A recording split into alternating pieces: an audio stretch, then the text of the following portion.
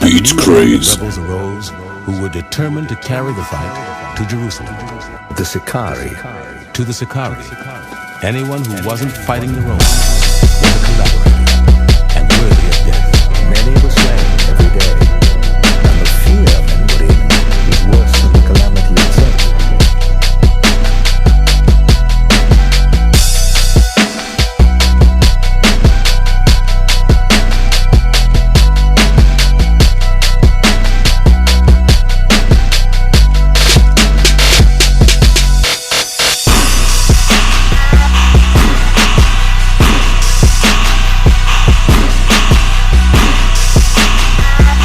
Craze.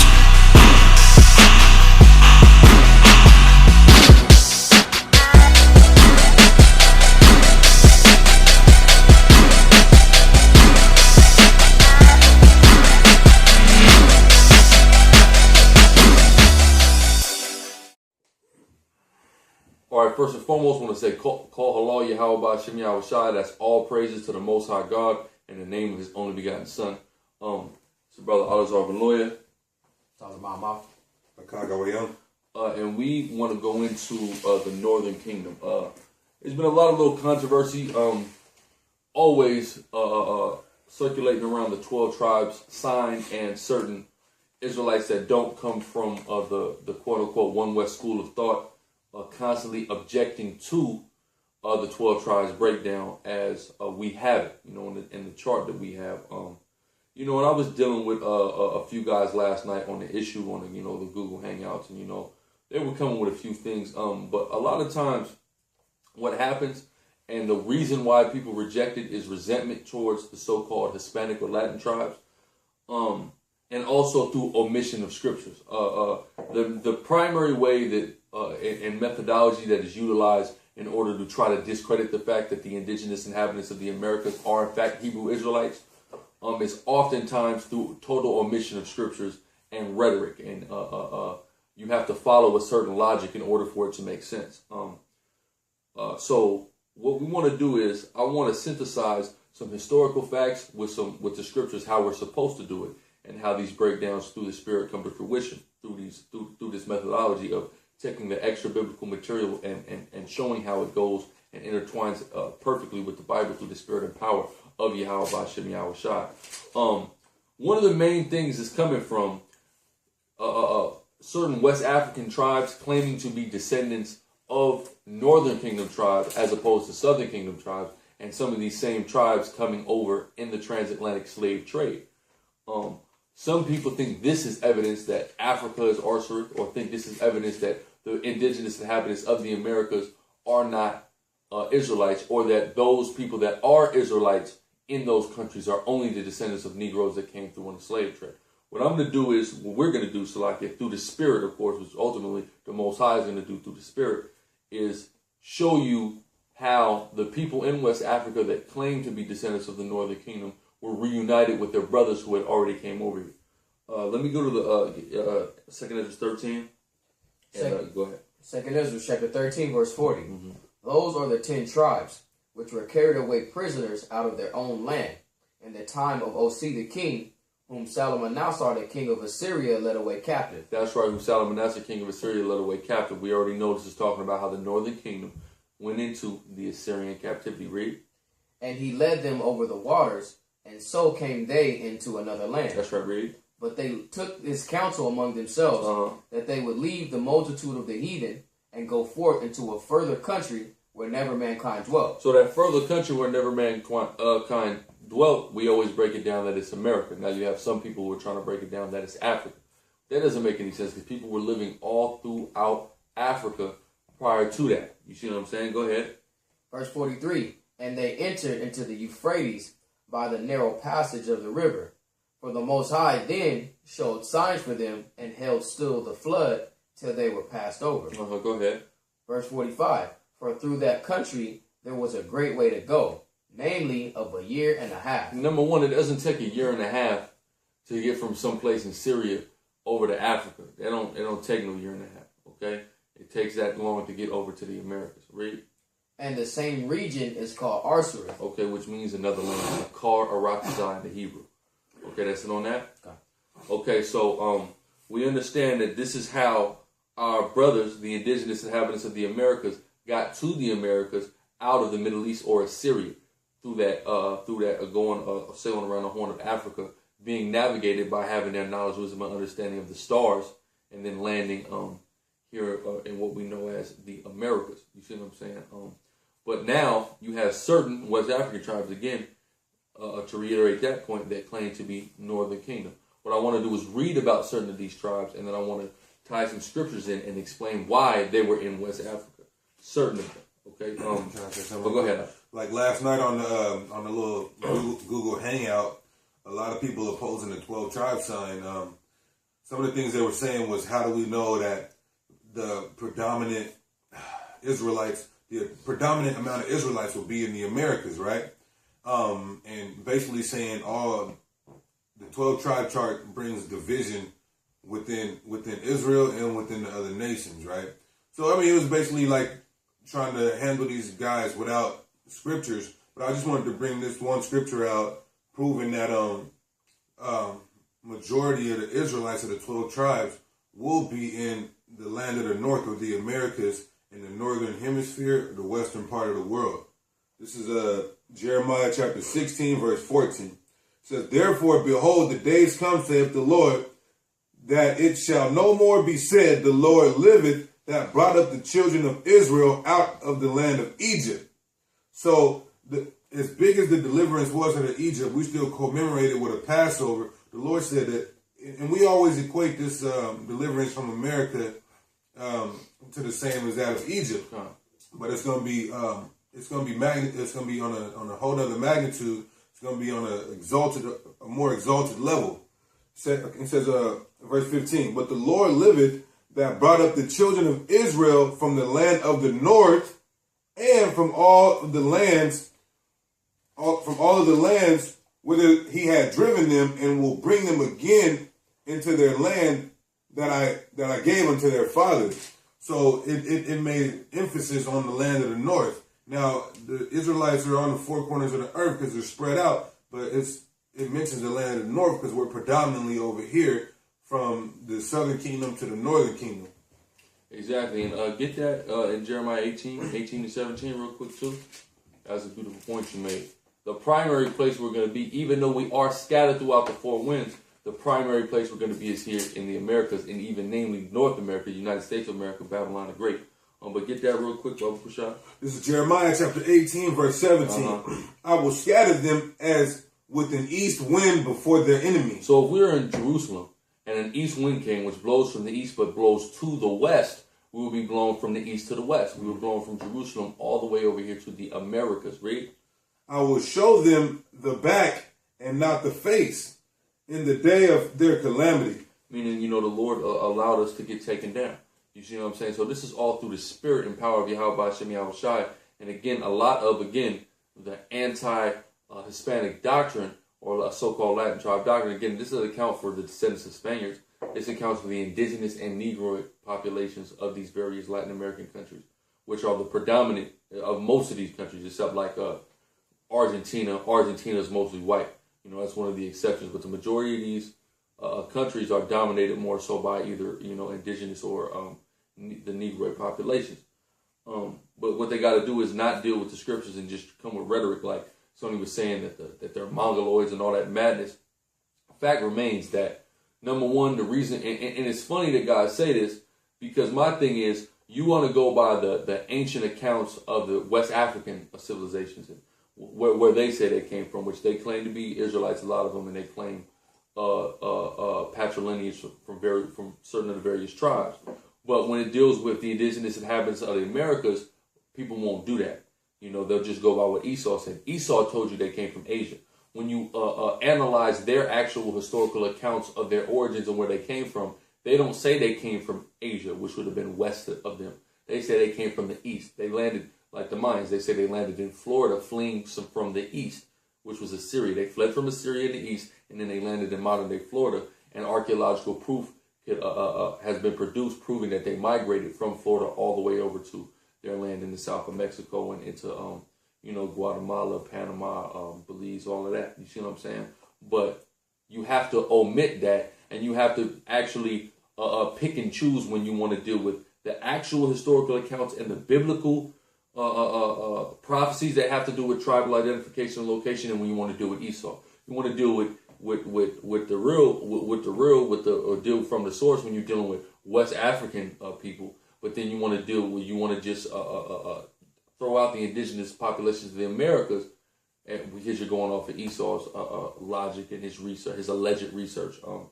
And what I call that's totally unfair. You see what I'm saying? And that's selective.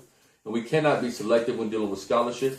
We cannot be selective when dealing with the scriptures. We got to deal with the volume of the book, and we got to deal with the volume of works that coincide with the book. You see what I'm saying? So I want to get that clear. But what I want to focus on first is I want to focus on the Yoruba. Because the Yoruba and the slave trade of the Yoruba proves and is a testament to the spiritual level of that 12 tribes chart breakdown and understanding, and the scriptures, of course. Real quick, I'm going to read this. This is from Babylon and Timbuktu. The black Jews of Angola, known as the Mavumba, the Jews among the Ashanti, the Jews amongst the Jews of Dahomey, and the Yoruba Jews of Nigeria. The Yoruba Jews in particular call themselves by the name of Benai Ephraim, or sons of Ephraim. So the Yoruba, which are people in Nigeria, a smaller group than the Igbo, identify themselves as Ephraimites, okay? But they're in West Africa. So some people say, oh, well, how the Puerto Rican Ephraimite if the Yoruba say that they're Ephraimites? Which, number one, the 12 tribes chart is not something that we call, it's not like over. You know what I'm saying? Like, it's not exclusive. Like, Puerto Ricans aren't the only people that could be Ephraimites on the planet Earth. We're scattered throughout the whole four winds of the earth. So there might be another group of people somewhere else. For example, the Yoruba, who claim to be Ephraimites, who are Ephraimites. Just because it says Puerto Rican on there doesn't mean that it's limited to just exclusively being Puerto Ricans.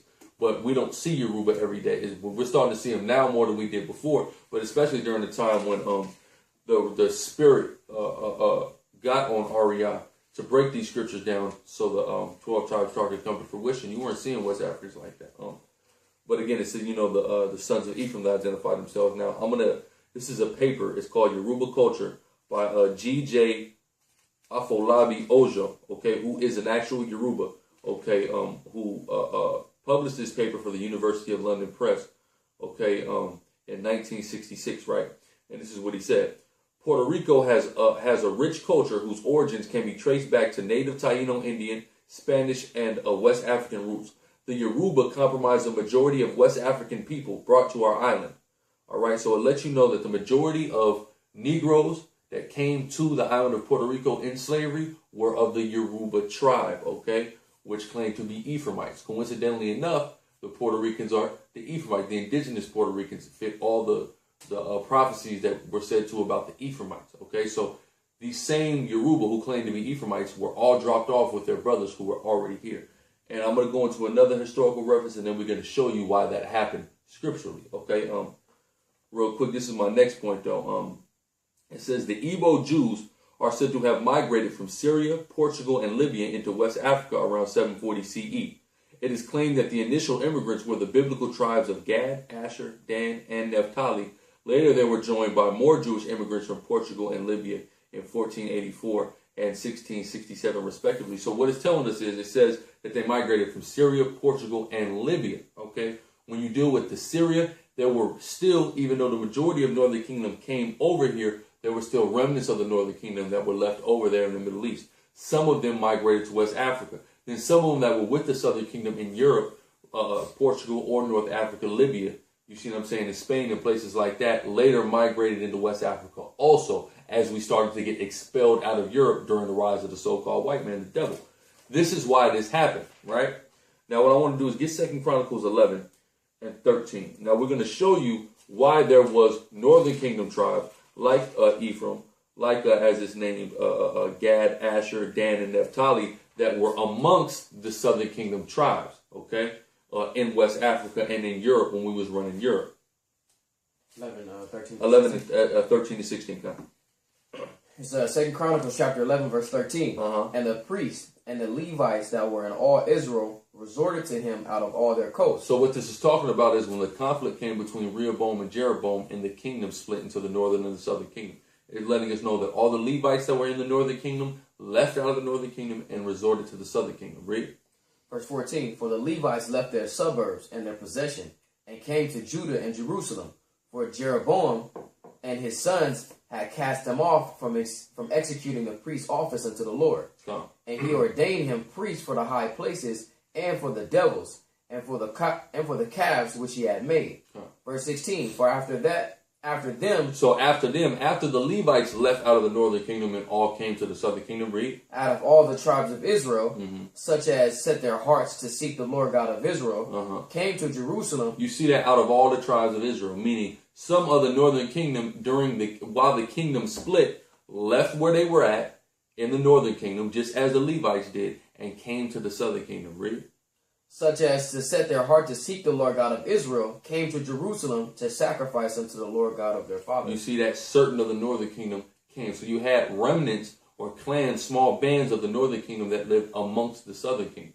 Okay, so when we all went to West Africa, you're going to see certain groups identifying themselves as northern kingdom tribes because they are the descendants of these same northern kingdom brothers who left out of the northern kingdom and came to dwell among us.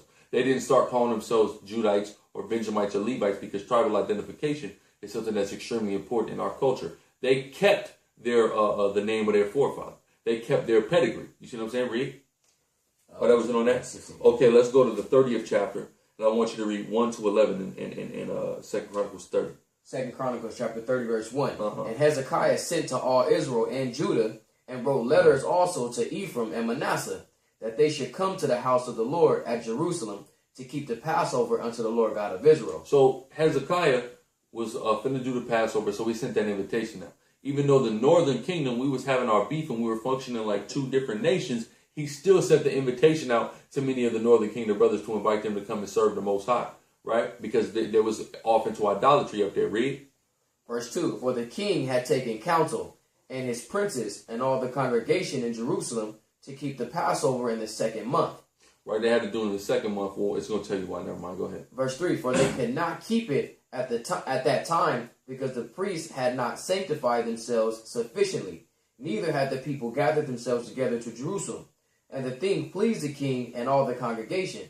So they established a decree to make proclamation throughout all Israel, from Beersheba even to Dan. You see that? So throughout all of Israel, irregardless of the kingdom divide, they made a proclamation from the southern kingdom all the way to the tip of the northern kingdom, which would be Dan. Read.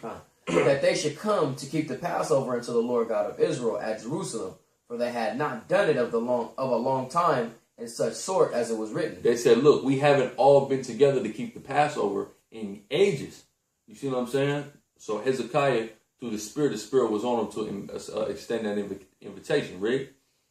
Verse 6. So the post went with the letters from the king to the princes throughout all Israel and Judah, and according to the commandment of the king, saying, Ye children of Israel, turn again unto the Lord God of Abraham, Isaac, and Israel. So that's what he was trying to do. He was saying, turn your hearts back to the Most High. Read.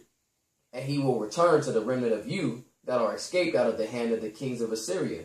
And be not like your fathers and like your brethren, which trespass against the Lord God of their fathers, who therefore gave them up to the desolation. Now, real quick. So like it said, those left over from Assyria, meaning all the northern kingdom didn't get taken in the Assyrian captivity. Okay, go ahead. God says it says a remnant of you that are escaped out of the land of the king of Assyria. Because it's always going to be a dispersal. You see what I'm saying? It's always going to be a dispersal. We got to understand that, yeah, we were taken into captivity, but there's always going to be remnants and us scattered all over the place. Oh. That's always going to be true. Generally, we primarily inherit certain places like the Americas, but we all over the place. Okay, so when we speak on things, oftentimes it's in general because it's too technical to get here and talk about how we're scattered throughout every nation of the planet Earth. But go ahead. Verse 8. Now be ye not stiff-necked as your fathers were, but yield yourselves unto the Lord and unto his sanctuary, which he hath sanctified forever, and serve the Lord your power, that the fierceness of his wrath may turn away from you. Go ahead. For if ye turn again unto the Lord, your brethren and your children shall find compassion before them that led them captive, so that they shall come again into this land, for the Lord your God is gracious and merciful. So he said, look, follow the Most High, so the Lord will let Lord will let your brothers out of captivity in Syria. And it's spiritual that he said that because he was in the spirit, because that's what happened. Go ahead. That's how they were able to leave, make that counsel, leave the multitude of the heathen, and even come over here to the Americas. So that was really deep, and that didn't even hit me when I read that. When I put this together, I didn't even realize that. That's spiritual. Go ahead. It says, and will not turn away his face from you if you return unto him. And that just goes to say, who was we speaking to earlier? I mean, the other day when they were saying, the African dude, the West Indian dude, when he was like, well, didn't the Lord say he was going to turn his face from you or remove himself from you? Who, the Yoruba dude? The Yoruba dude. Yeah. You know what I'm saying? So going into that, just for edification of brothers that has seen that video, you know what I'm saying? It's the Lord said that he will not turn his face from you if you return back unto him. Yeah, okay. You know what I'm saying? So the reason he's turning his face from us is because we're not dealing with him when we was, going off being wicked. Okay. It says, verse 10, so that the posts passed from the city to city through the country of Ephraim and Manasseh, even to Zebulun. But they laughed him to scorn and mocked him. So many of you damn Northern Kingdom, you so-called spics, man, you Hispanics, man, you laughed at Hezekiah, man. A lot of them did, but, read. Verse 11, nevertheless, diverse of Asher and Manasseh and of Zebulun humbled themselves and came to Jerusalem. Some of the same tribes that we just read about that's claiming to be in West Africa. Those people that came down to Jerusalem from there and kept that Passover, those are the same guys that was in West Africa and had these tribes in West Africa established, but was part of the Northern Kingdom. Remnants of them that was cleaving unto us, Judah, Benjamin, and Levi. You see what I'm saying? Go ahead. That was 11. Now skip to verse 18, because it's going to give us even more tribes, or Northern Kingdom tribes that came down. Read. Verse 18, for a multitude of the people, even many of Ephraim and Manasseh, Issachar and Zebulun. So we got Ephraim, the Yoruba. They was there. Then they went to West Africa. Then they got put on slave ships and were reunited with their brothers in Puerto Rico and mixed in and assimilated and synthesized cultures. And now a black Puerto Rican don't think he's any different from a light Puerto Rican. We're fucking all Puerto Ricans, right? Same with the Cubans, right? Now you got Cubans that came slaves. You had Afro-Cubans that came later. And see, that's also something that's deep as well, which we got to get into, because dealing with the tribe of Levi, how we were set up to be in the suburbs of all the other tribes. When you take a look at the dispersal of where Levi lives, we really is scattered throughout all the other tribes. Because you got Haiti. Haiti is a suburb of the Dominican Republic. Then you got a lot of Levites that went over to Cuba that's dwelling on the outskirts of Cuba. Or you got, like in Miami, you got Little Haiti. Little Haiti is like a neighborhood that's on the side of a bigger Judite neighborhood, which is Liberty City. You see what I'm saying? So the way that the Most High got it set up is, or like you got them, all them Levites that's down there in Louisiana, they living amongst Gad and Judah down there. So the way that the Lord got it set up is, this is how, y'all take the scriptures out of consideration and don't deal with the spiritual aspect, you'll never understand any of this. And that's why it's so hard for people to get. The Lord got it to where Levi is literally in the suburbs and scattered and in small remnants amongst all the other tribes. You see what I'm saying? But that's not, you telling me that's not spiritual? It tells us in Genesis 49 to scatter them in Israel, man. You see what I'm saying? Where it's going to be scattered throughout Israel, but go ahead. I mean, that was pretty much it on that. That was 18? It says, yet they did eat the Passover otherwise than it was written, but Hezekiah prayed with them, saying, the good Lord pardon everyone. Exactly. So it was, it was a certain period of time that was going on. But the point is that you had Northern Kingdom that resorted to the Southern Kingdom. And we even see this, and we just read it in the book of Chronicles in the history. Let's go to Luke 2 and 36, and let's show it in the New Testament, how there was still remnants of these same tribes that were around Israel and that were drawn amongst us, Judah, Benjamin, and Levi. And that's where you get the tribes like the Yoruba. You got it. Okay, go ahead. This is Luke chapter 2, verse 36. And there was one Anna, a prophetess, the daughter of Phanuel of the tribe of Asher. So you had a female of the tribe of Asher during the time of Yahushua, when Yahushua was on the scene about 2,000 years ago. You still had remnants of the Northern Kingdom that existed in Jerusalem, living amongst us, Judah, Benjamin, and Levi, the Jews. You see what I'm saying? So that's proof that there were people of the Northern Kingdom that resorted to us and were cleaving to it. And these same people later on, some of them became great multitudes. It's scripture, for example, like the Yoruba is like the biggest group in West Africa that's claiming a Northern Kingdom tribe instead of a Southern Kingdom. Like the majority of them tribes are claiming Judah, Benjamin, and Levi. You know what I'm saying? namely even mostly Judah. You see what I'm saying? So for the fact that the Yoruba are claiming Ephraim, it makes sense. They're supposed to be fruitful. They're so fruitful that they became like their own nation that's second to the Igbo in Nigeria. You see what I'm saying? It's all spiritual, but these are all a part of the spiritual things that the Lord put on us. He said that Ephraim was going to be a fruitful boat. They became so fruitful that they became a multitude in the Caribbean, and they also became a multitude in West Africa, and then the Most High had it to where many of them reunited on the island of Puerto Rico. You got that Revelation 7. See, this is what, when we had our discourse with Polite, we brought this out. You see what I'm saying? Because this is a testament to the spiritual thing, and it's funny that you have Israelites that object to that. Polite even could accept the 12 tribes chart. But some of you Israelites, you are so anti-Hispanic, and you want to take the spiritual aspect out of it. Like I was saying, when I go to jail, you ain't going to see all these Africans that y'all want to include in Israel. Not even saying that you can't include them, and not even saying that some of them are not Israelites. But what I'm saying is, when I go to jail or when I'm in oppression, who do I see there? I see Hispanics with us, with the so-called black tribes, with African American, West Indian, and Haitians. That's who I see up, and I see Hispanics suffering side by side with us. I don't see them. You see what I'm saying? So are they more my brothers than those that are under the same oppression and under the same devil as me? You see what I'm saying? That just don't even make no sense. We have more in common with them than we do with them. You see what I'm saying? Only thing is, from a carnal mind, well, they look more like us.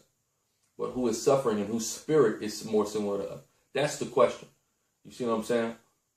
Go ahead. Hey, but that even goes into what the brother was going into. Somebody said last night, like, when we bring out Ephraim as a cake not turned, and, we'll say, well, there's light-skinned black people. Again, you know what I'm saying? We'll identify with an African because they look more like us, but at the same time, if we see a light-skinned black person, we ain't going to say, oh, why are you so light-skinned and you're black? It's common knowledge that black people come in, lighter shades and, mainly darker shades. But I know me personally, of my own testament is that I seen a Hispanic and I thought that they was black up until, I got to an age to understand that they're not and that they were Hispanic. You see what I'm saying? So I would identify with them and say, okay, well, he's my people.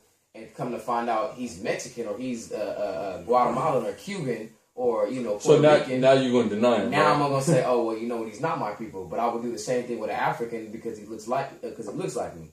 You see what I'm saying? Just so off of that, that's why the scriptures is in place to say Ephraim is a cake unturned. So now I can identify with the one who actually does look like me. We have more in common rather than somebody who looks like me and we don't have nothing in common. Yeah, and it's spiritual. You said that also because man, it's basically like the common image that Esau pushes out of a Hispanic is a lighter Hispanic, a Hispanic that has either a Spaniard who's claiming to be a Hispanic, or like they'll have Selma Hayek or they'll have Penelope Cruz play the role of a Latino when they're white. Like Selma Hayek is German and Penelope Cruz is Spanish. They'll project this person as a Latino, or as you see often on Mexican channels with the telenovelas, they'll put Spaniards on there as opposed to indigenous Mexicans, and the actual Mexicans get frustrated and get angry about it because they're not being represented. Like we live in San Diego, like when we were doing the thing, we were literally like 10 minutes from the border when we were on the hangout last night, and I'm like, the majority of Mexicans that I see, they don't look like Spaniards. You see what I'm saying? They're a darker shade of brown. Many of them are my color or darker. You see what I'm saying? A lot of them is darker than me.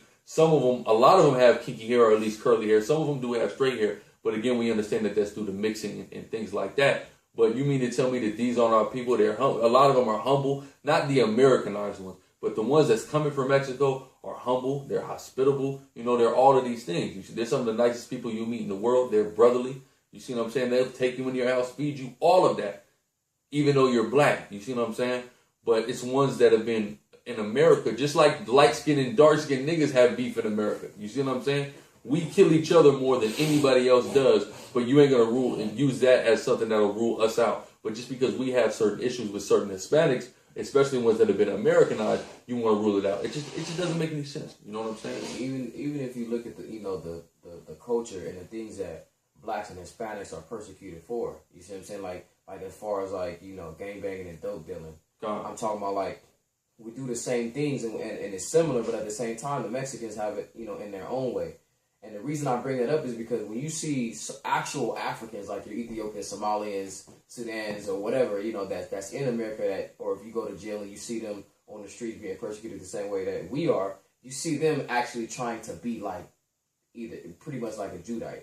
You see what I'm saying? Or amongst the tribe of Judah. Like, you see Mexicans, they'll get in trouble for the same shit, but they doing it in a Mexican cultural way. You know what I'm saying? They do it the way they do it. So we can't say Mexicans are trying to be like us or we're trying to be like Mexicans, because we're doing the same things and just kind of in a different flavor. You know what I'm saying? Yeah, we got their own spirit to it, which is the tribal thing. Because even Benjamin and Levi do the same exact things Judah do, but we be having our own spin on it. You see what I'm saying? Like the Levites, Zopound niggas, they get down a certain way. The Jamaican, the Shopta niggas, the Yardi niggas, they got their certain way. The Judite guy, they all got the certain way. Now it's all on a similar thing, but then too, it shows the ignorance a lot. A lot of these guys that have this opposition are guys that aren't even from the West Coast too, and don't even interact with like the Mexicans like that. Because if you know anything, go to any Blood or Crip gang in Southern California. I guarantee you, it has Mexican membership, and not just one.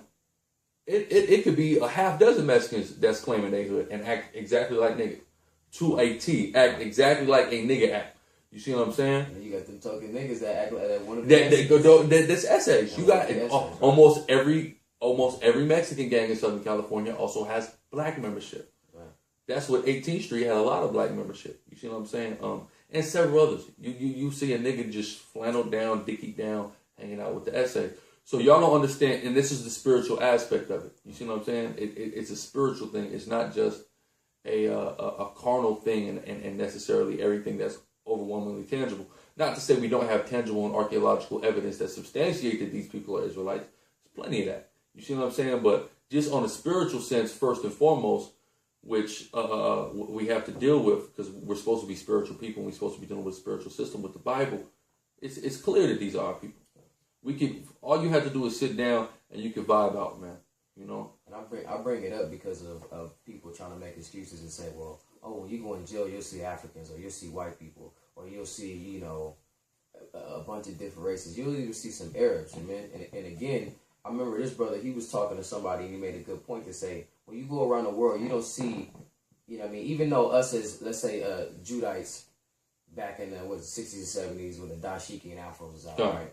He said, you didn't see Mexicans rocking dashikis. You didn't see Asians rocking dashikis. That was something that we was trying to attach ourselves to, trying to find ourselves. But when you go around the world now, you'll see Asians, Mexicans, Arabs, even East Indians. I'm talking about with fitted caps on, baggy jeans, and Timberlands on, trying to be niggas.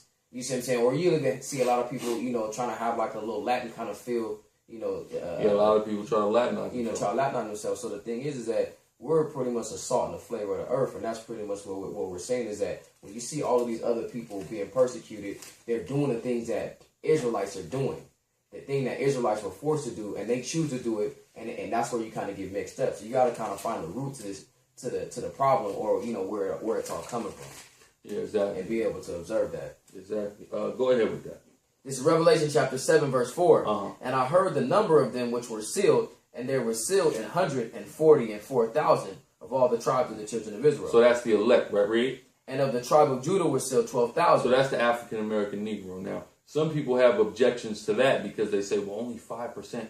Judah's the biggest tribe, but only 5% of the slave trade went to the United States of America. Number one, because the majority of Judites died on the way over here. You understand what I'm saying? That's why. And then they were reborn. That's why America has bigger black populations than other countries. Why? Because the majority of Judites didn't make it to slavery, but they were born into slavery. You see what I'm saying? Go ahead.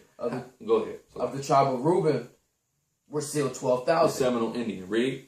Of the tribe of Gad were still 12,000. This is a spiritual thing. Gad, Reuben, and Judah are all named together. Why? Because they are the primary people of the United States of America.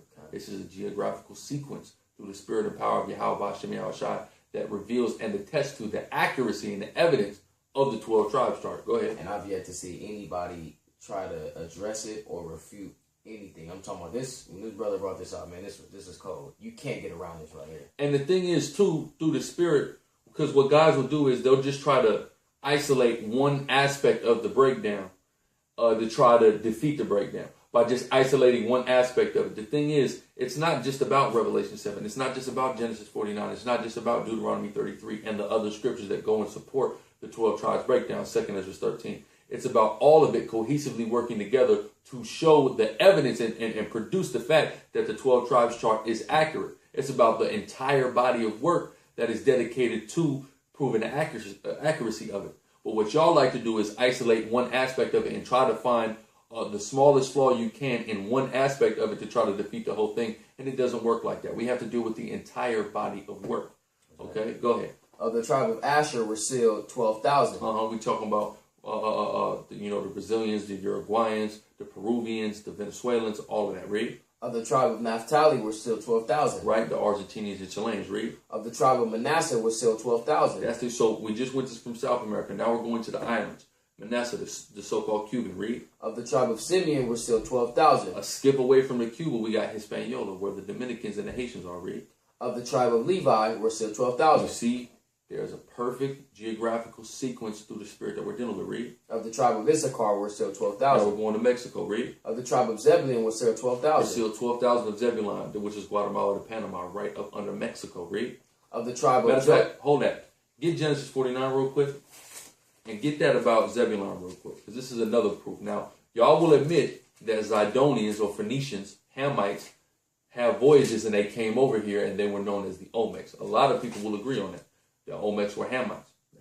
Which is true. And I'm going to show you the biblical prophecy. But what y'all won't do is deal with the biblical prophecy that told us that a remnant of the Hamites or the Zidonians would be living here in the Americas and would be dividing two tribes from each other. Go ahead about Zebulon.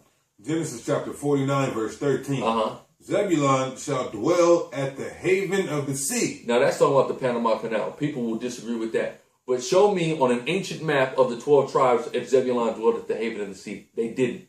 There was a small river that ran through the border of their land. So they didn't dwell at no haven of ships. This is talking about a latter-day prophecy, okay, which is the Panama Canal. Read.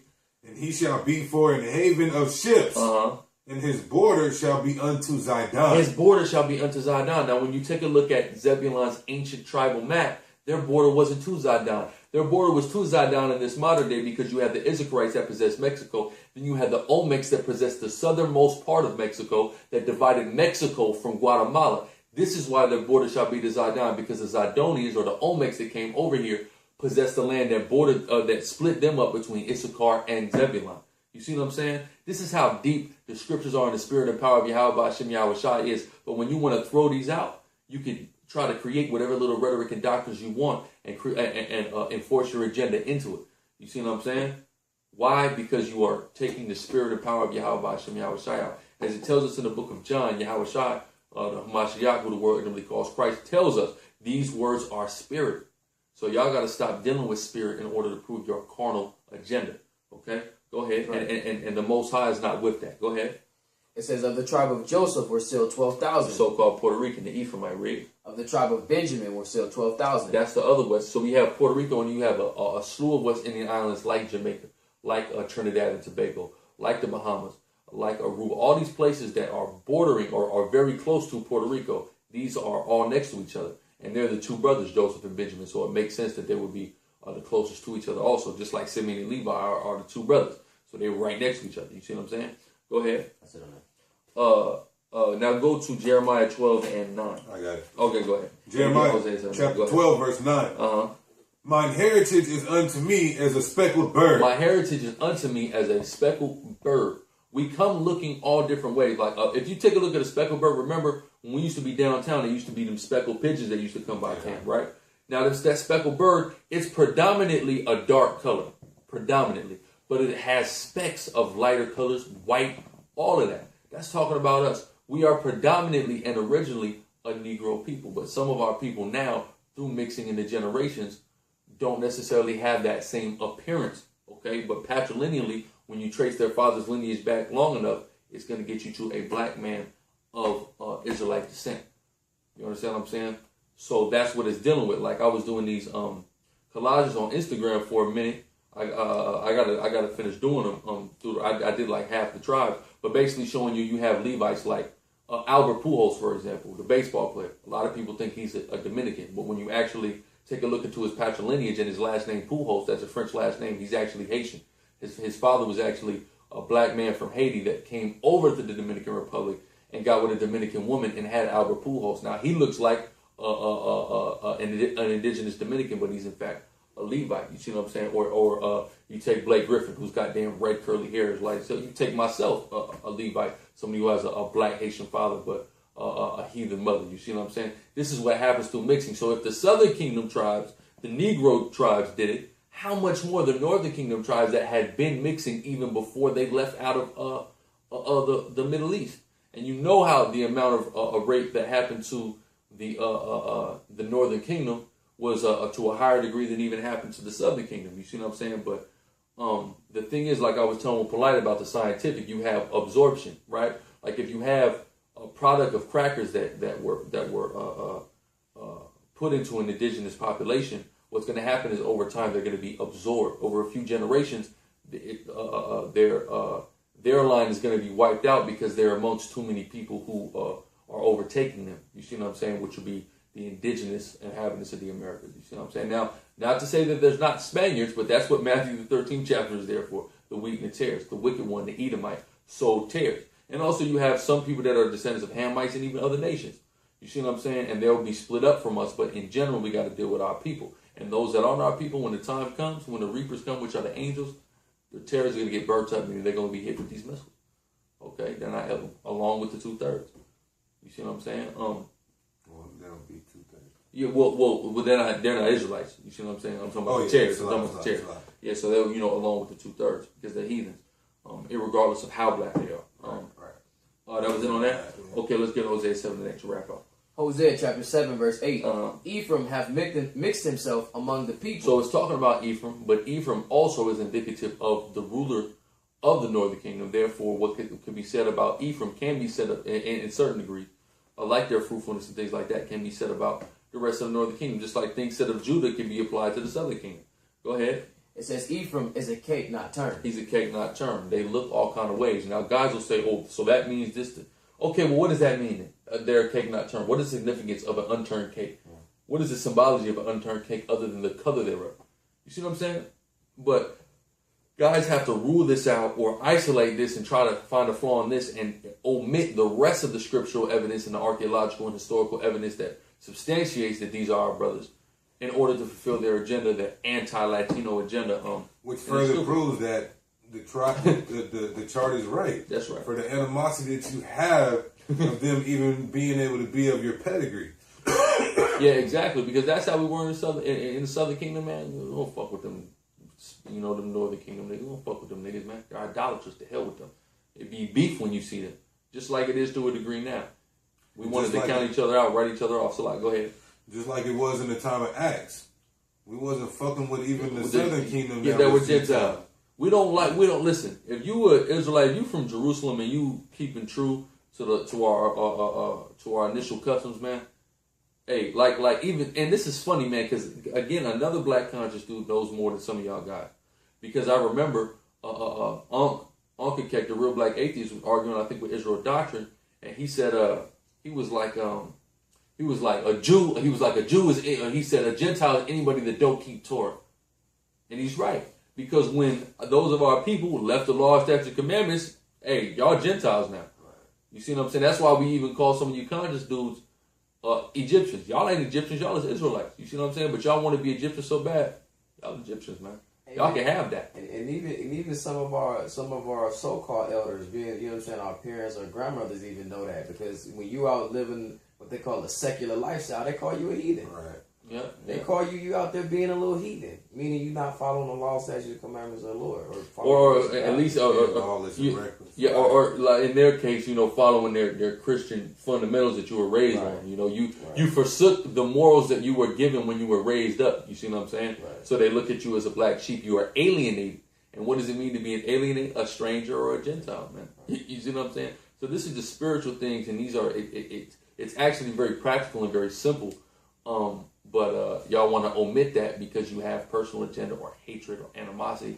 And then I remember when we did, because I was on with remember I was on Gabar on a radio show, Gabar from GOCC, and we was doing the 12 tribe round table, and of course that's the thing about it. Everybody wants to attack. It's funny how a lot of Israelites, whether it be One West Israelites or outside of One West Israelites, will complain about how the conscious community deals with us and deals with us unfairly and gangs up on us and all these things. But as soon as we're done dealing with them and One West Israelites come to defend the scriptures, a lot of y'all do the same exact things to us. You see what I'm saying? And render yourself hypocrites because of it. You see what I'm saying? But when we was on Gabor from GOCC, we was, taking on an entire panel, just like, through the spirit we was doing last night. And one guy said, there are Mexicans that are attacking black families in Southern California. I said, what? I live in Southern California. What the hell are you talking? I'm not seeing Mexicans now. In certain areas, like, it's funny because, like, you got Long Beach, right? Long Beach is very racial, like blacks and Mexicans and Asians. But I'm going to tell you the reason why it's so racial is because the black gangs and the Mexican gangs are all inclusive there. There's not that many of them.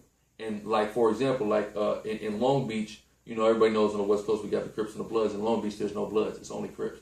And in Long Beach, it's only one set of Mexican gangs which call themselves the Longos. So how are they going to, they do beef with each other to a degree, but because there's a lack of opposition of their own color, they are then beefing with the other color. Like when you go to San Diego, you don't see the racial shit like that. The Mexicans are focusing on killing each other, and the blacks are focusing on killing each other. It's not even a racial thing.